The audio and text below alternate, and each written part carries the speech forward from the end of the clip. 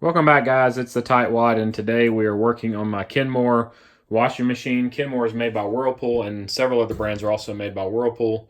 So this exact same problem can occur on many of your traditional stand-up washing machines with an agitator. It actually applies to almost all washing machines, but especially to the stand-up kind with the agitator in the middle. My problem today is that my washing machine is still full of water and the cycle hasn't completed. So you can see that it should be agitating right now and then draining and then filling up again and agitating for the rinse cycle and draining and spinning. And it is just sitting still. Nothing I do will make it go anywhere. I can move it over to different areas and nothing happens.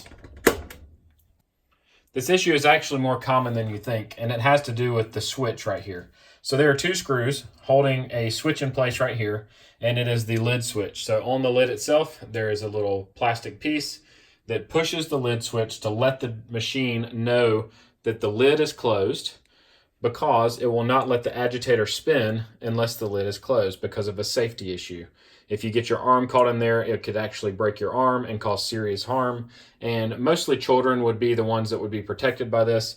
But just so you know, that is why our washing machine has stopped today. You can see that my switch is actually loose in here. And I will show you now how to bypass this switch, because I need to get this load of clothes finished, or at least get the water out of my washing machine while I wait on a part. So today I'm going to be showing you how to bypass the lid switch on most upright washers, but specifically the Whirlpool.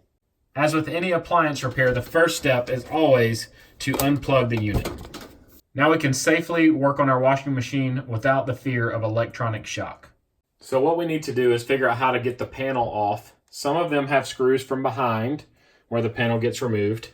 This one actually has two plastic pieces on the end. I've already loosened this to make it easier to remove on camera, but you can see it has two clips on top and clips on the back side here, and then clip on the bottom. So 1, 2, 3, 4, and 5. And you can just pull on it from starting at the top and work your way down. And then the same thing on the other side here.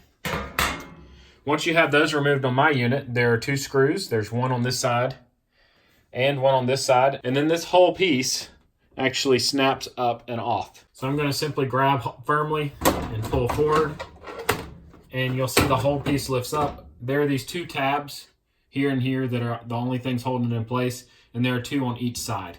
Flipping up the back will reveal many different wiring harnesses, and I know that this one is going to my lid switch because the lid switch comes from the switch here. Wiring runs around the perimeter of the washing machine and then comes up through this hole. So this is the end of the wiring harness for the lid switch, which connects into the piece that goes to the brains of the washing machine and makes sure everything's working properly. So this is the piece right here that tells the washing machine whether the lid is open or closed. So what I'm showing you today is how to bypass this switch so that the washing machine thinks the lid is closed, so that you can simply drain the water out of your washing machine. I highly recommend that you do not use your washing machine without the lid switch functioning properly. To bypass the lid switch, we simply need to connect the two outside terminals here. To do that, I've taken a piece of wire and I've stripped off the insulation on both ends and bent it into a little bit of a U, about the same width as what I need it to be. So now I can simply take the wire and push it into both sides of my connection. So I've pushed it in, and you can see most of the bare wire is inside the case right here. But to add an extra layer of safety, I'm going to take some electrical tape and wrap it around this. It'll also help hold everything in place so that it doesn't come apart while the washing machine's shaking back and forth. So I'm just going to take my electrical tape and wrap it around my connection. I'm going to kind of pinch down between the wires.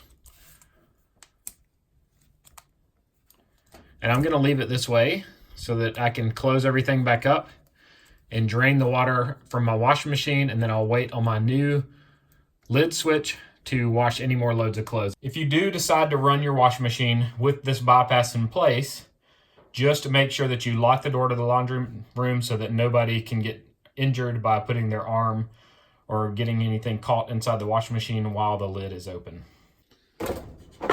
So to reinstall this piece, I'm going to make sure the two tabs on the bottom of each side line up with the holes in the washing machine.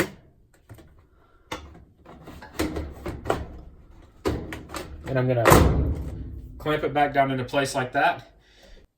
Since I'm ordering a part and waiting on it, I'm not going to worry about putting the screws back in to hold all this back together, or the plastic molding pieces. I'm going to leave them off to make it easier to get back in whenever my part comes in just a few days.